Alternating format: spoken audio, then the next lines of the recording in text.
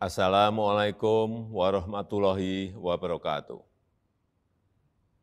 Kita tahu harga minyak goreng naik cukup tinggi sebagai dampak dari lonjakan harga minyak sawit di pasar internasional.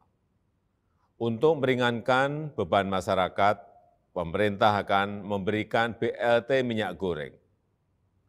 Bantuan itu akan diberikan kepada 20,5 juta keluarga yang termasuk dalam daftar bantuan pangan non-tunai BPNT dan program Keluarga Harapan PKH, serta 2,5 juta PKL yang berjualan makanan gorengan.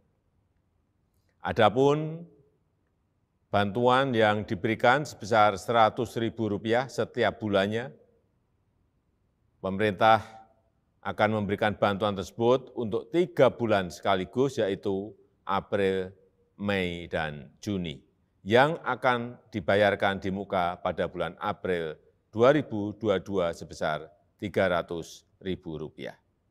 Terakhir, saya minta Kementerian Keuangan, Kementerian Sosial, dan TNI serta Polri berkoordinasi agar pelaksanaan penyaluran bantuan ini berjalan dengan baik dan lancar. Wassalamualaikum warahmatullahi wabarakatuh.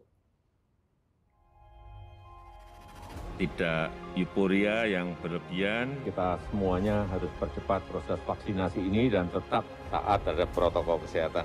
Terutama memakai masker.